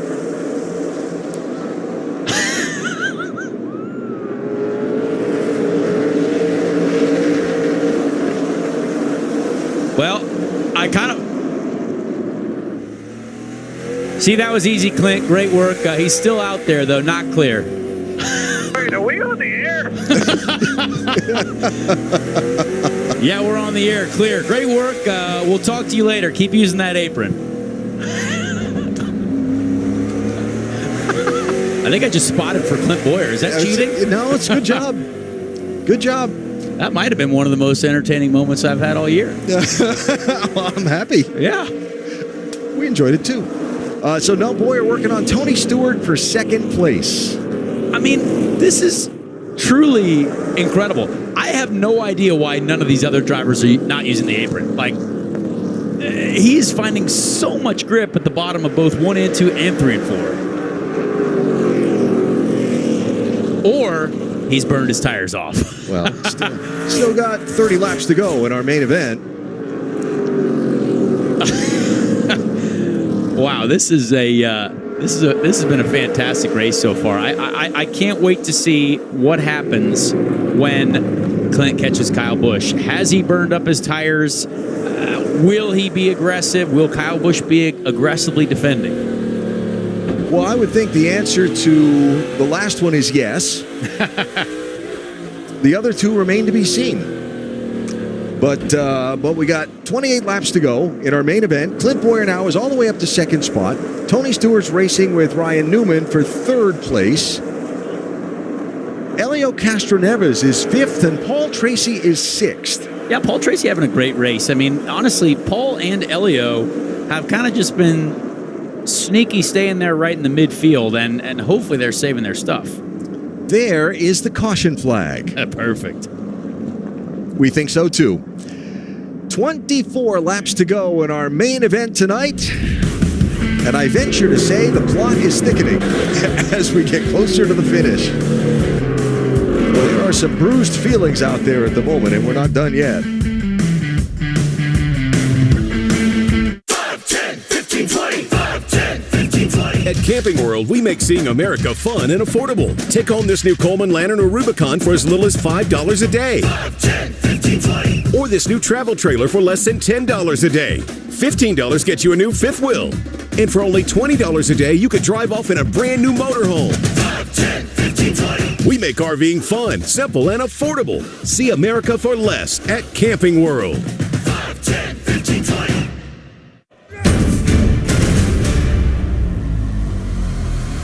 This weekend, see one of the best action movies ever made.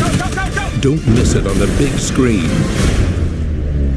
Mission Impossible: Dead Reckoning. Rated PG-13. Now playing. You got me. Ty, you're it. Imagine a world with no drama. For the guarantee of high-quality promotional items delivered on time, go to 4imprint.com. 4imprint, for certain. Hey guys, this is Joe, founder of Viore, and I want to tell you about one of my favorite pants in the Viore lineup, the Sunday Performance Jogger.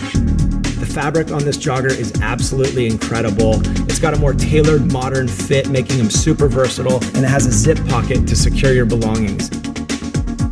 Whether you're lounging around the house or you're putting yourself through a tough workout in the gym, the Sunday has you covered. And that's why the Sunday Jogger is my everyday jogger. The rematch you have all been waiting for. This is the fight that everybody wants to see. Dustin Poirier will fight anybody, anytime. Have you ever seen anything like Justin Gaethje? The most violent man in the most violent sport.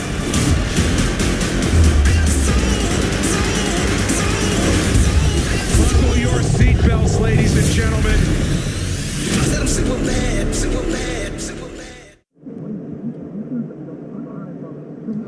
Even the IndyCar drivers in our superstar field have figured out how to use the bumpers and the fenders in these cars. Oh, that was another one of those may or may not be clear moments. Paul Tracy, if you have a spotter, again, that's a moment where he says, yikes, still there. But clearly Paul had no idea that Indy 500 champion Joseph Newgarden and elite fitness athlete Joseph Newgarden was outside.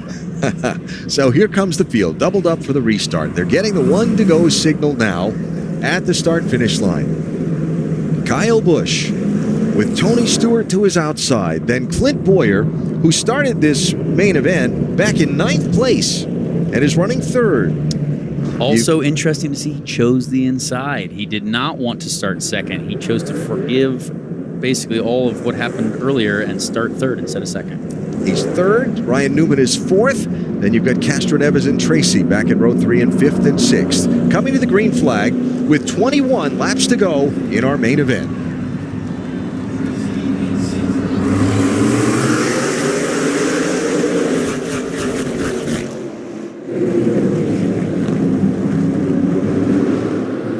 You saw there in turn 1, Kyle Busch started to peek just a little bit into the apron there and feel that grip. But Clint Bowyer just fired Tony Stewart up into turn 3. Tony got a nudge on Kyle Busch off turn 2, but Bowyer got a nudge on Stewart in turn 3. They're side by side for 2nd as Kyle Busch gets away. Now Bowyer clears Stewart. Great battle there between these 3 NASCAR Cup Series legends at the front. Everybody's figuring out now, hey, I'm watching Bowyer do this. I'm going to try that apron. Stewart's below the line. Newman's down there. Newgarden is also down there, and he's also wrecking his former teammate, Helio Castroneves. And, wow, there is... Chain reaction. Bobby Labonte is spun around in turn number 3. Marco Andretti has spun in the stack-up. And that all after Helio Castroneves was sideways for about half the back straightaway trying to save his car after contact off turn 2. Yeah, there was enough spinning happening down the back straight and into 3 that they were going to hand out X Games medals after this. Goodness gracious. Brian Deegan's here. Brian Deegan is here. I did see him. Yes. He's got a pile of them. All right, watch Castroneves. 3rd car from the left of the frame. He gets nipped by... Oh, Joseph Newgarden getting a little aggressive on the bumper. Oh, and then that last shot as Newgarden cleared Castroneves when they clanged wheels there, that sent Helio up in front of Bobby Labonte. Yeah, a lot going on there.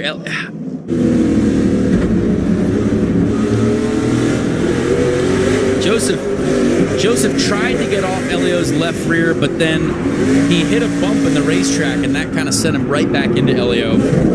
Just tough to control cars, when you're beating and banging like that. And also, something you have to remember about us IndyCar drivers as well, we're not used to power steering that these cars have. And when the steering can react so much faster than we're used to because of how easy these are to steer compared to the cars that we drive. Yeah, I drive in an IndyCar around the road courses and street courses and the oval tracks with no power steering. It's like wrestling a bear. Well, there's the damage to the Castroneves machine you saw on that right front tire. And so his car getting a look while they double up, and we're a couple laps away from the restart. Well, let's dial up Clint Bowyer one one more time here, hang on. just to make sure that we can talk to him while he's a little bit more calm. Clint, it's Connor again up in the booth. You got a copy? Buddy. I do apologize for talking to you while you were busy, but you were doing a great job, honestly. I noticed you using the apron. No one else has used it like you yet. Do you have enough tires left to get the win here? Well, it helps when I saw Kyle move Brad and spin him out, so it's kind of like a free mulligan, isn't it? Absolutely. I think you're doing a fantastic job. You're my pick to win, so please don't let me down, and I hope my spotting for you was okay. No pressure. It's just Tony Stewart and Kyle Busch to pass. A couple Cup champions. No pressure. We'll see what we can do here. Good luck, my friend. Thanks, brother. Clint Boyer's been the show tonight, right? He's pretty much a show every time he wakes up in the morning. Yeah, that's true. Well, fans back on their feet here as they get the 1-to-go signal on the racetrack, and that is going to give us a restart with 13 laps to go. So we'll have it again with... We're definitely getting close tonight. It's going to be all gloves off now, 14 to go. At a short track like this, that'll go by really fast. Kyle Busch trying to win in his SRX debut tonight. We saw some of the facts and figures on that. Here they come to the green flag.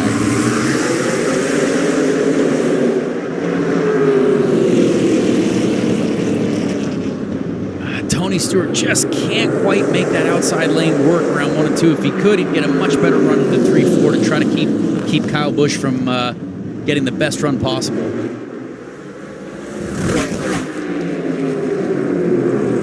Boyer and Stewart for second, and Newman lurking behind. I bet Tony Stewart is begging to get to the bottom of the racetrack right now. That seems to be where the true speed is found at the moment. Oh, trouble front straightaway. It is Newgarden and Tracy, and they collect Ken Schrader and sweep him to the inside wall. Haley Deegan also spun around. That was not a fun accident to watch. It just looked like, again, a lot of bumps coming off of 4 here, and when 2 cars are side by side, one moment can cause disaster.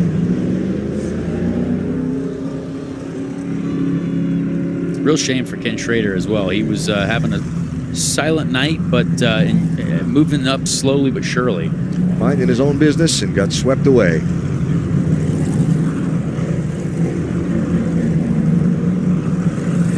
That was a big one. That is no fun. I have no idea how Paul Tracy's car is even still moving. Most of it looks like it is not wanting to remain attached to the vehicle. It's not moving well, so here's another look. So as you see here, both cars, I mean, Paul just flat out ran Joseph into the wall. That's a real shame. I mean, that's easily avoidable, and it's a shame because there's a lot of damage to a lot of good drivers and a lot of good race cars as well. Yeah. This is on board with Joseph Newgarden.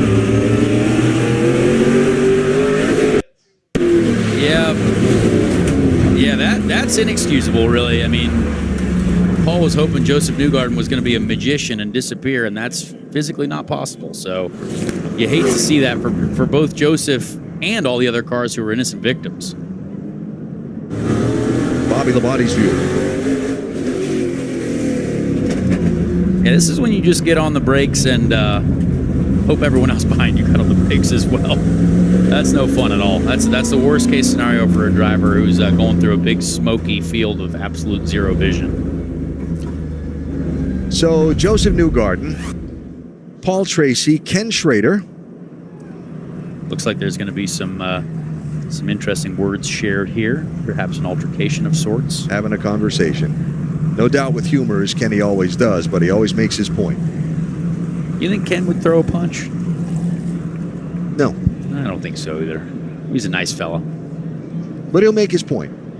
Well, when your car looks like that, you deserve to be talked to. Marco Andretti's car also damaged pretty well. So after a very clean night of racing compared to last week at Stafford, we have torn a few of them up here late in our main event. We're stopped counting laps with 10 to go. Matt? Well, we've caught up with Ken Schrader there. So you lived it. Walk us through it, Kenny. I'd like to see it, but I'm pretty sure green had black shoved into the outside wall.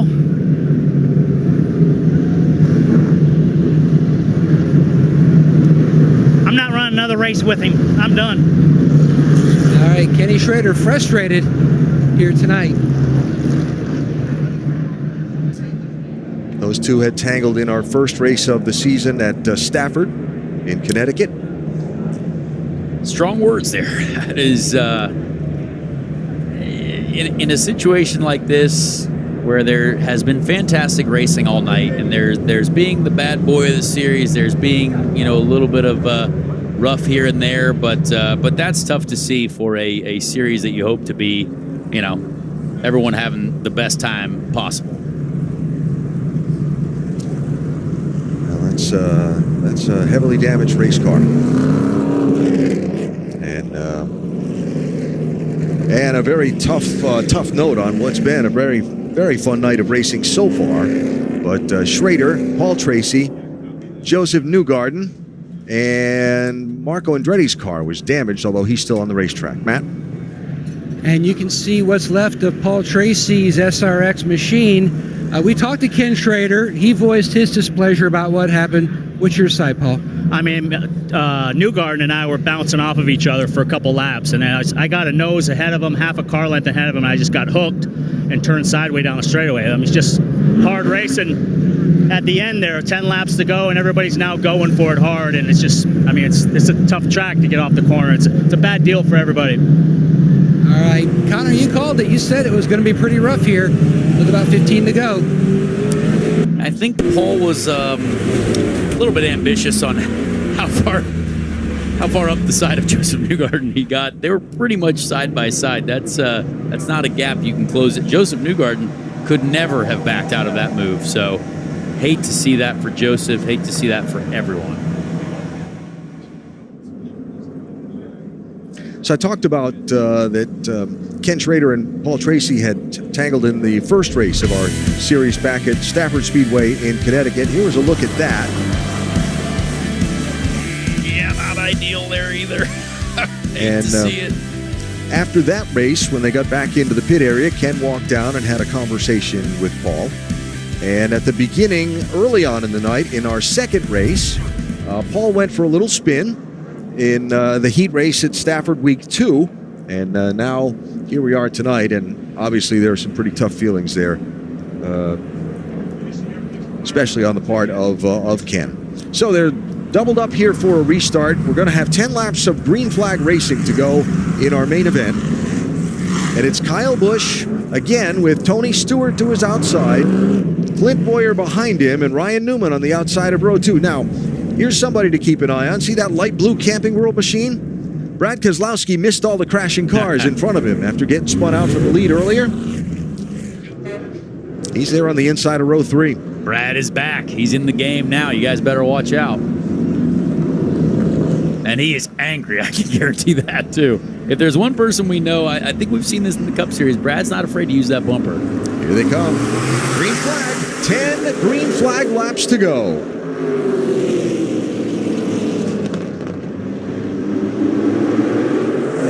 I think if Clint Boyer wants a shot at this win, he's got to get through Tony as fast as possible and get to Kyle Busch. You can't let Kyle Busch get a gap. There's not enough laps yet left. Stewart hanging on to the outside, trying to squeeze down in front of Boyer for second place.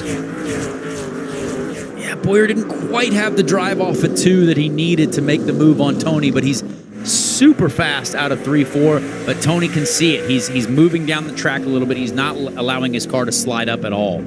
So Stewart to second, but that's allowed Kyle Busch to put about 5-6 car lengths of an advantage between himself and those two tussling for runner-up. Yeah, Kyle Busch leading by this much is about as not as surprising. I don't think anyone is surprised by that.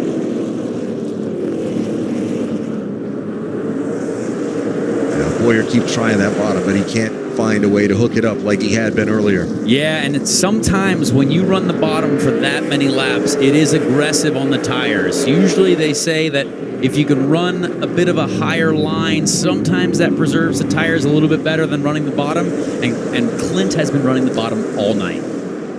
Well, looks like a race for second at the moment, but depends. Those two guys in second could turn each other around and bring out a yellow. Absolutely. And honestly, if Kyle just goes off and wins this, I'm still interested in the battle for second because these guys are putting on a great race right now. It is, and they've been knocking around pretty heavily farther back, too. Marco Andretti, Elio Castroneves, Bobby Labonte, Haley Deegan. But here's the race for second. Boyer continuing to try to find a way through Tony Stewart. He got a real good drive off of 4 there. He's exactly where he needs to try to complete this move, and he's going to clear Tony there easy. But does Tony see the line that Clint's been using, and now can he take advantage of it? Oh, we got another spinner. Trouble. Marco Andretti has some contact and gets spun around in turn 3. The caution is out with 3 laps to go. Poor Marco's car's falling apart, too. That is a darn shame. He was an innocent victim of that last crash as well. So after the last wreck, that nose piece you see had been knocked loose. And then before he spun in turn 3, in turn 1, his car bottomed out heavily and had a big shower of sparks. Like, you see the right front there sparking? Like something came loose under the car. And then when he tried to turn down into the corner, when you go through an accident like he just went through, there's a low chance that other things aren't severely damaged as well.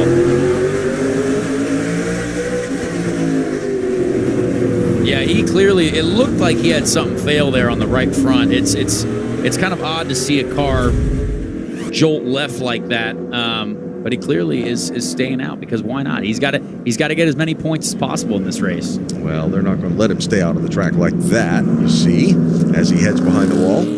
Probably also can't see with the hood like that. Well, shedding debris around the racetrack, too. Yeah. See that sparking underneath the right front? That started when he went into turn 1 before the spin down in turn 3. So that's too bad. I don't think that'll buff out. No. Not in 3 laps. No, sir. Boy, the field's really thinned out a little bit here. The herd has thinned, for sure. And, wow, I'm sure Kyle Busch hates life right now as it's basically a green-white checker type situation. So there are 8 of our 12 starters on the racetrack. They're sending the AMR safety team around to just have a final track inspection and make sure any debris that Marco's car might have shed has been picked up and disposed of, and we are getting the 1-to-go signal here at the line. So we have 3 laps to go in our main event. Man, I'm trying to predict what I'm looking at this thinking I don't know who's going to go where. I don't know. Continuously, Clint Boyer picks the bottom. I think Tony Stewart has to go to the top and try to get something out of Kyle Busch and slow him down a little bit. But this is going to be very interesting. They pulled the damaged nose piece from Marco Andretti's car. He's trying to catch up to the field. Kyle Busch in the red machine. Inside, Tony Stewart outside. Clint Boyer, Ryan Newman in row 2. Green flag, 3 laps to go. Great start from Tony Stewart. He's got to stay to the outside of Kyle here to have any chance of competing with him in turn 3.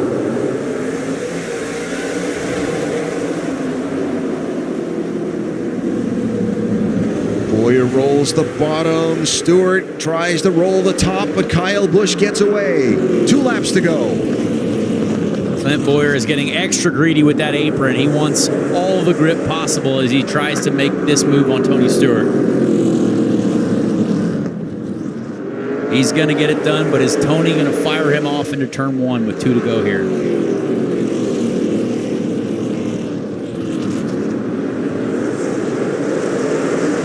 Smooth sailing for Kyle Busch. Well, he is happy as can be. He has gotten away, and he'll see the white flag here. 1 lap to go for Kyle Busch. Farther back, Keselowski and Newman in a fight. That's for 4th place, with Keselowski trying to continue to recover the lost ground, but off of turn number 4 will come Kyle Busch. In his first try, he is going to win the Camping World SRX Series main event in Pulaski County, Virginia. Fantastic race. Honestly, Kyle did everything he needed to do. He learned in the heat races. He was smart in the final. And Clint Boyer, I still think, you know, if there was a vote for driver of the night, Clint Boyer, I mean, he had to come from all the way in the back. I mean, that's incredible.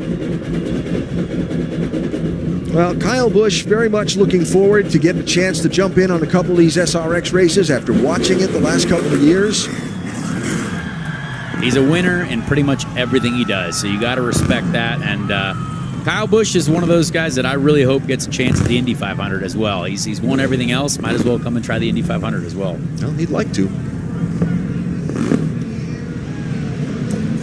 Kyle, his first SRX win in his first start, fourth driver to win an SRX main in their series debut. And this is now the 10th different driver to win a main event in our Superstar Racing Experience competition. We're on a pretty good bit of a roll of different winners, too. 6 different winners in the last 6 main events. Well, I mean, it just goes to show you how competitive this series is and how good all these drivers are. You never know who's going to win every week out. It's fantastic to watch.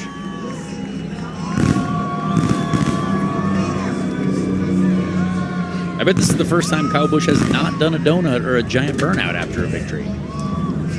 I think that's probably appropriate. Given the use these cars will get 6 weeks in a row.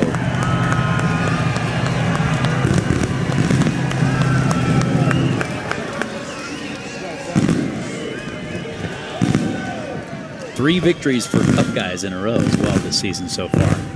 Someone from IndyCar has got to bring the fight to him. Well, Tony Kanaan gave it a good run last week. And tonight, it's going to be a guy who wanted to come here to have fun, Kyle Busch. Well, Matt, I think the winner has the most fun, right?